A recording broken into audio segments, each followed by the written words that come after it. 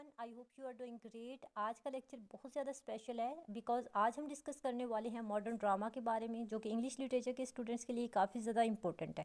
So without wasting more time आज के हमारे लेक्चर को स्टार्ट करते हैं। स्टूडेंट्स, अगर हम मॉडर्न ड्रामा की बात करें तो ऑब्वियसली पहले हमें मॉडर्निज्म को जानना होगा और पोस्ट मॉडर्निज्म को जानना होगा। लेकिन मैंने क्या किया कि मैंने मॉडर्निज्म और पोस्ट मॉडर्निज्म पर ऑलरेडी लेक्चर्स अपलोड किए हुए हैं। आप वो वीडियोज़ भी वॉच कर सकते हैं। लिंक्स मैं डिस्क्रिप्शन बॉक्स में भी डाल दूंगी और आई कार्ड पर भी क्लिक करके आप वो वीडियोस वॉच कर सकते हैं। तो अभी हम समझ लेते हैं कि मॉडर्न ड्रामा क्या है। What is modern drama? Students, modern drama ऐसे ड्रामास को रेफर करता है जो 19th सेंचुरी के एंड पर लिखे गए। मॉडर्न ड्रामा ने जितने भी क्लासिकल और रोमांटिक ट्रेडिशंस थे उनको ब्रेक किया। क्लासिकल ड्रामास में, ओल्ड ड्रामास में ये होता था कि गॉड, किंग और फेट की बात होती थी, जैसे एडिपस रेक्स जो है।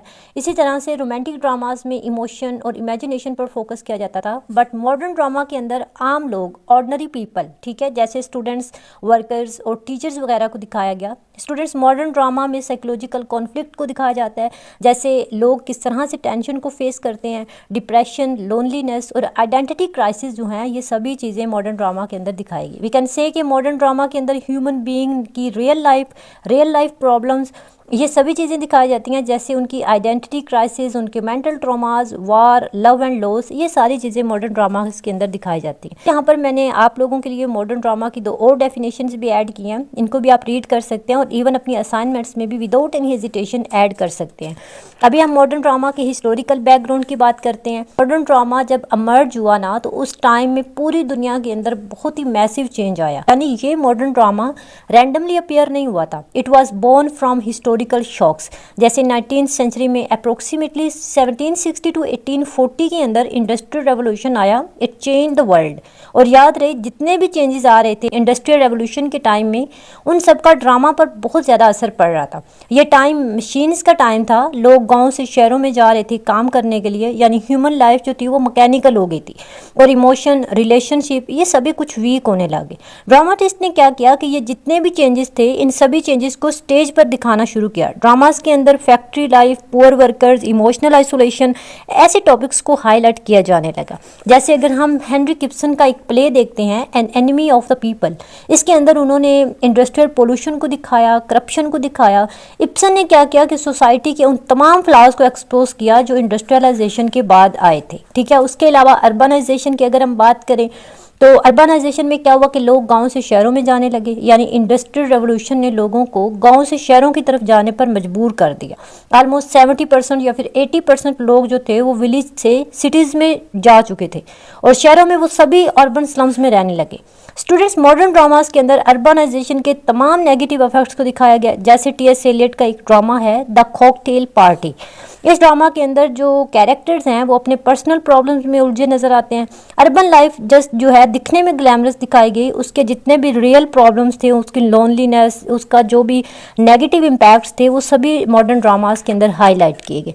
उसके अलावा जो है वो कैपिटलिज्म का काफ़ी ज़्यादा राइज हो रहा था। सोसाइटी मनी माइंडेड हो चुकी थी, यानी इमोशंस की और इंसान की कोई वैल्यू नहीं थी। इवन लव और फ्रेंडशिप जो थी ये भी सेल हो रही थी, यानी कैपिटलिज्म बढ़ चुका था। और मॉडर्न ड्रामा के अंदर ऐसी ग्रीड, इनइक्वालिटी और डार्क साइड ऑफ एम्बिशन को एक्सपोज किया गया।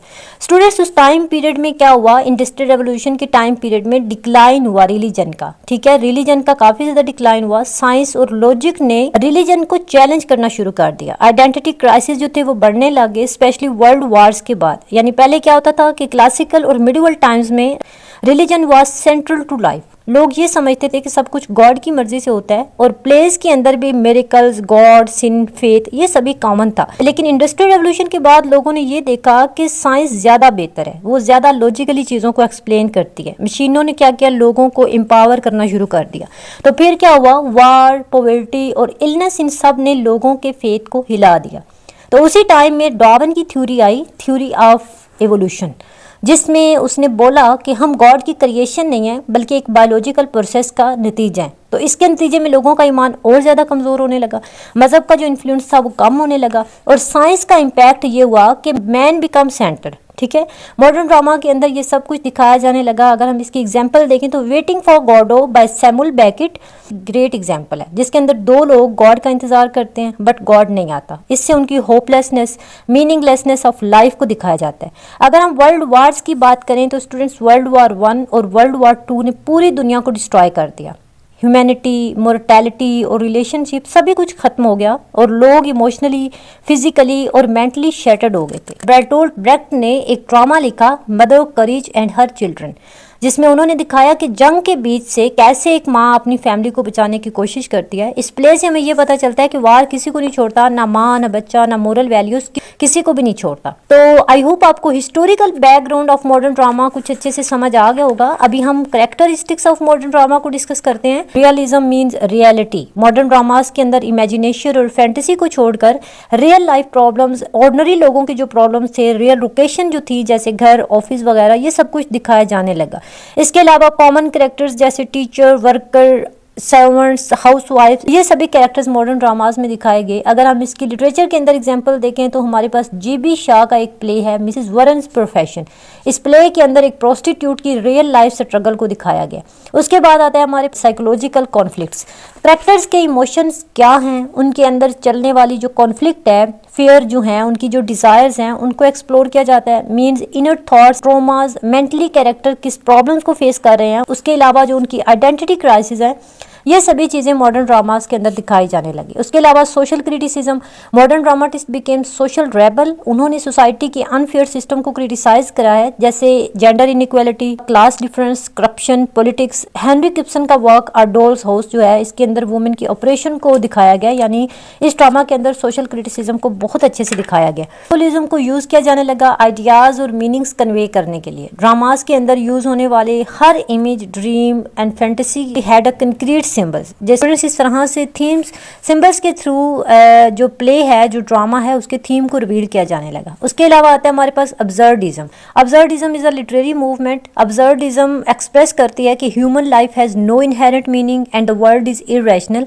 कियोटिक एंड अब्सर्ड, यानी मीनिंगलेस है। ठीक है, इसका अगर हम अब्सर्ड का मतलब देखें तो इट्स मीन के इरेशनल। इसके अंदर गॉड को रिजेक्ट किया गया, ठीक है, और ह्यूमन बीइंग को यूनिवर्स का सेंटर माना गया। सोरेन किरकेगार्ड इस मूवमेंट के पायनियर थे। उन्होंने लाइफ को मीनिंगलेस कहा और बोला कि गॉड इज साइलेंट या फिर गॉड इज एब्सेंट। ठीक है, अब्सर्डिज्म की ग्रेटेस्ट एग्जांपल इंग्लिश लिटरेचर के अंदर अगर हम देखें तो वेटिंग फॉर गॉडो है, जिसको सैमुअल बेकेट ने लिखा। इसके अलावा हॉवर्ड पिंटर का एक वर्क है द बर्थडे पार्टी।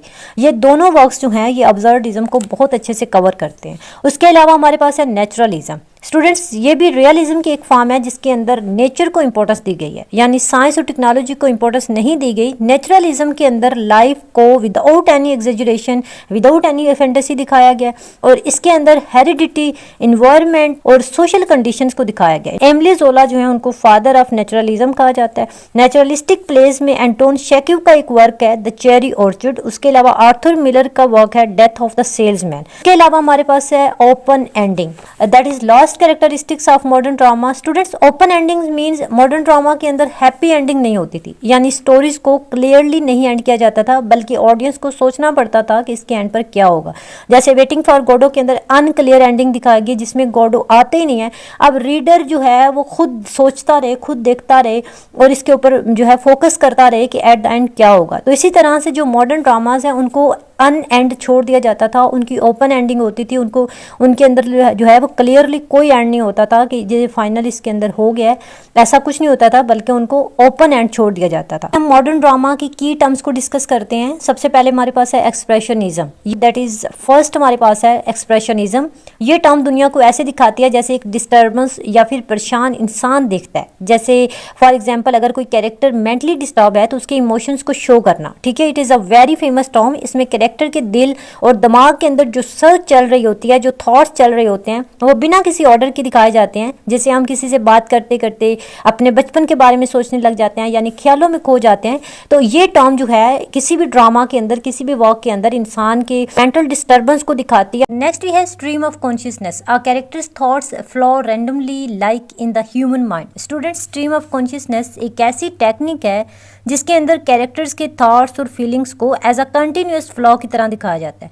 राइटर क्या करते हैं कि डायरेक्टली दिमाग के अंदर घुसकर कैरेक्टर के थॉट्स को शो करते हैं। Next we have elimination effects. ये टर्म ऑडियंस को ये याद दिलाती है कि जो हम देख रहे हैं या जो हम पढ़ रहे हैं ये जस्ट एक ड्रामा है, बल्कि रियलिटी नहीं है। रियलिटी में ऐसा कुछ नहीं हो रहा।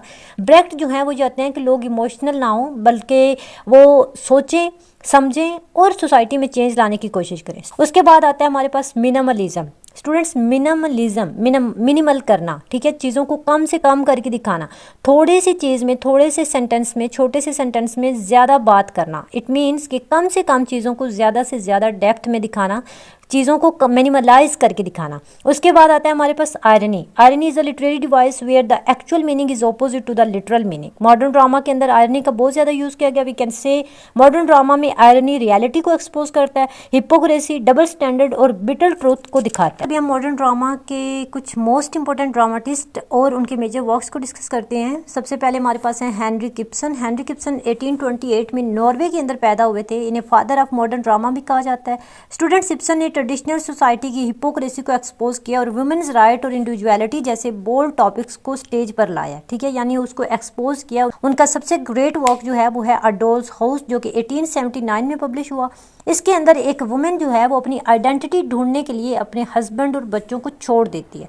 उसके अलावा इनका एक इंपॉर्टेंट वर्क है घोस्ट, जो कि 1881 में लिखा गया, सोसाइटी और फैमिली के डार्क सीक्रेट्स को सामने लाता है। उसके अलावा हिडा गैबलर 1890 में लिखा गया एक कॉम्प्लेक्स और ट्रेजिक फीमेल कैरेक्टर की स्टोरी बताता है। इसके अंदर भी वुमेन राइट्स और आइडेंटिटी क्राइसिस को दिखाया गया। जॉर्ज बर्नार्ड शॉ, जिनको जीबी शॉ कहा जाता है, ये 1856 में पैदा हुए थे। एक ड्रामाटिस्ट, क्रिटिक और सोशल थिंकर थे। इनका एक ग्रेट वर्क है पिग्मलियन। 1913 में इस वर्क को लिखा गया, जिसके अंदर क्लास और लैंग्वेज के थ्रू आइडेंटिटी और ट्रांसफॉर्मेशन को दिखाया गया।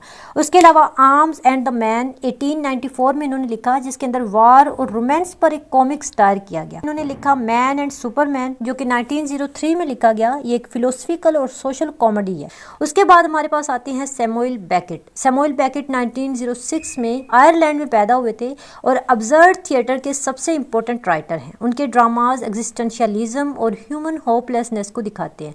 स्टूडेंट्स, सैमुअल बेकेट ने एक मोस्ट इंपॉर्टेंट वर्क लिखा, that is waiting for Godot, 1953 में पब्लिश हुआ, जिसके अंदर दो आदमी जो हैं ऐसे शख्स का इंतजार करते हैं जो कभी आते ही नहीं। और ये ड्रामा जो है लाइफ की मीनिंगलेसनेस और अब्सर्डिटी को दिखाता है। उसके बाद हमारे पास राइटर हैं आर्थर मिलर, जो 1915 में न्यूयॉर्क के अंदर पैदा हुए थे। उनके वर्क्स जो हैं वो अमेरिकन सोसाइटी के फ्लॉज, कैपिटलिज्म और पर्सनल रिस्पॉन्सिबिलिटीज पर फोकस करते हैं। इनका एक वर्क है डेथ ऑफ अ सेल्समैन, जो कि मॉडर्न ड्रामा की तमाम कैरेक्टरिस्टिक्स और टर्म्स को हाईलाइट करता है। उसके अलावा इन्होंने लिखा द क्रूसिबल 1953 के अंदर, जिसके अंदर विच ट्रायल के जरिए पॉलिटिकल इनजस्टिस को एक्सपोज किया गया। टी.एस. एलियट 1888 में यूएसए में पैदा हुए थे और बाद में ब्रिटिश सिटीजन बन गए। वो एक पोइट और ड्रामाटिस्ट थे जिनका काम स्पिरिचुअलिटी, मोर्टैलिटी और मॉडर्न वर्ल्ड के कॉन्फ्लिक्ट्स को एक्सप्लोर करना था। स्टूडेंट्स, इन्होंने एक वर्क लिखा मर्डर इन द कैथीड्रल। ये एक स्पिरिचुअल लीडर और पॉलिटिकल पावर की क्लैश को दिखाता है। आई होप आपको ये राइटर्स, उनके वर्क्स अच्छे से समझ आए होंगे। तो यहाँ पर आज का हमारा लेक्चर एंड होता है। आई होप आपने लेक्चर एंजॉय किया होगा और नेक्स्ट वीडियो में हम डिस्कस करेंगे मॉडर्न नॉवल के बारे में। तो चैनल को सब्सक्राइब कर लो ताकि कोई भी वीडियो मिस ना हो। अपना रखिएगा ख्याल। अल्लाह हाफिज।